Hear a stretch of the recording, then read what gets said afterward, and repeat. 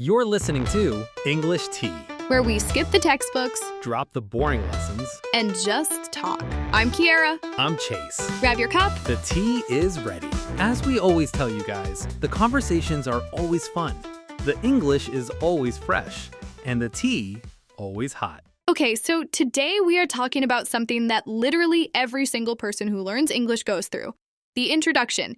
You know, meeting someone for the very first time. Oh, I have strong feelings about this. Tell me everything. Okay, so when I first started learning English, I was so proud of myself.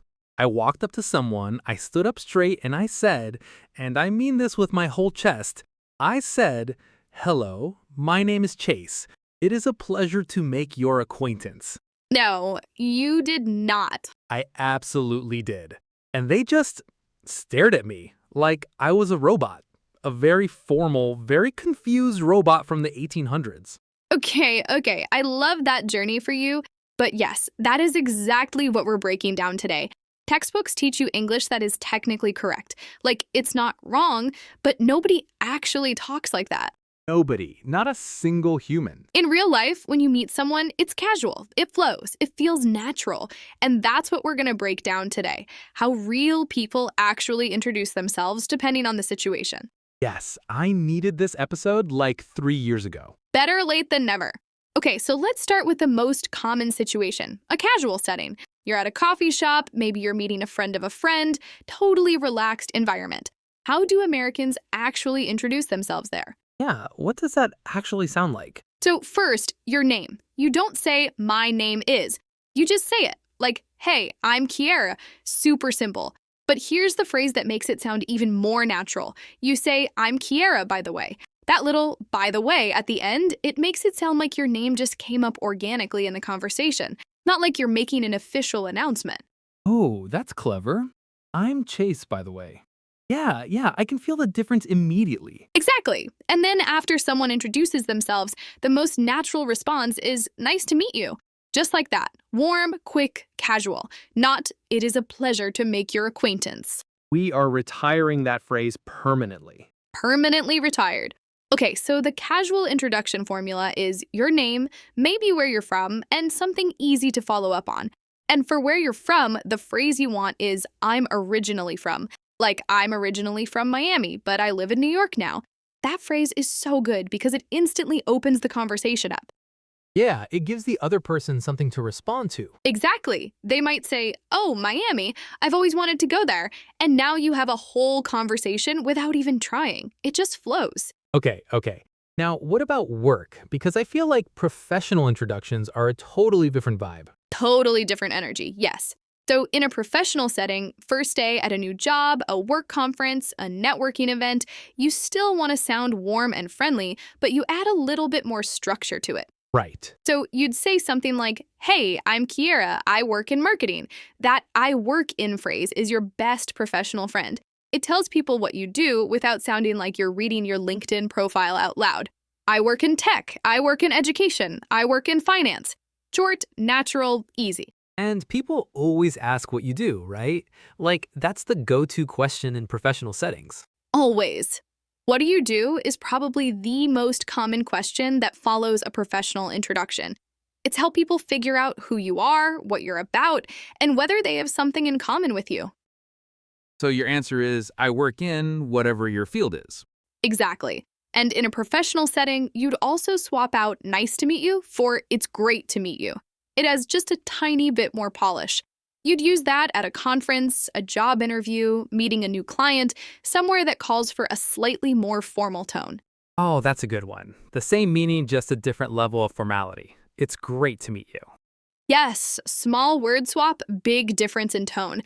Okay, now let's get to my favorite situation, which is parties and social events, because this is where people get the most nervous and also where the most interesting conversations happen.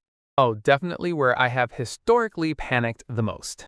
Right? You walk in and you know like two people, and suddenly you're standing next to someone you've never met and you have to say something. So here's a phrase that works like magic in that situation. "Have we met before?"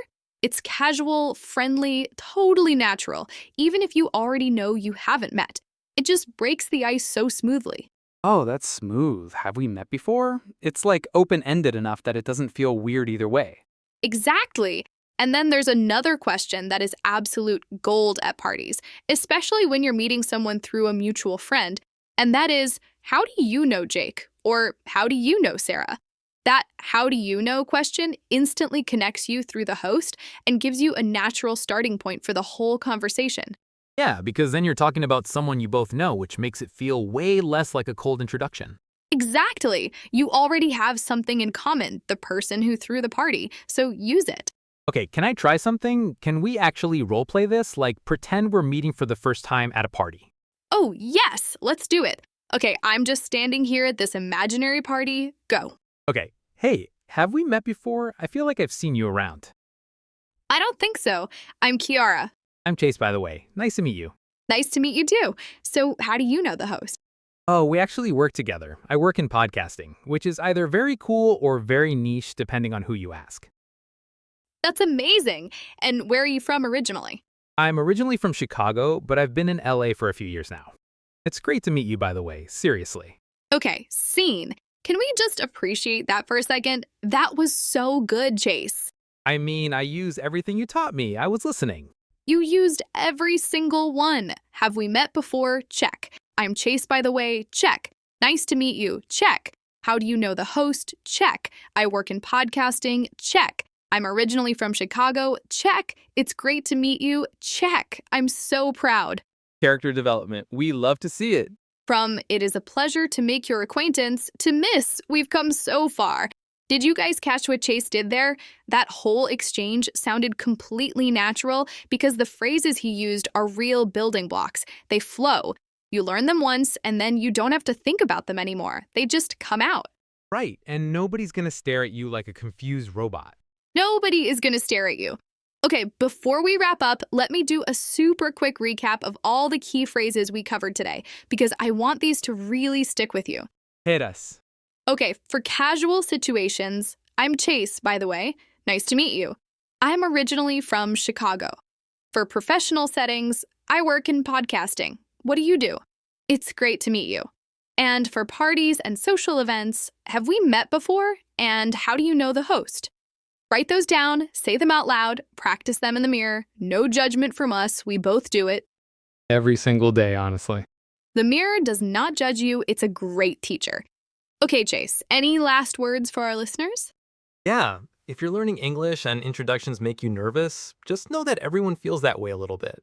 Even native speakers get awkward sometimes. You're not behind, you're not weird, you're just learning. Say your name, ask one question, and let the conversation take care of itself from there. That's beautiful. Okay, guys, I hope you guys enjoyed your tea today. Please like and subscribe. We love you, and we'll be back soon with another episode. Until then, keep sipping. And hey, next time you walk up to someone new, try those phrases. I promise it feels about 1,000,000 times better than, "It is a pleasure to make your acquaintance." That phrase is gone. It is retired. It is in a museum somewhere. In a glass case with a little plaque that says, "Do not use." Exactly where it belongs. All right, that's a wrap on this episode of English Tea. We'll see you next time. Same energy, fresh English, hot tea. Peace.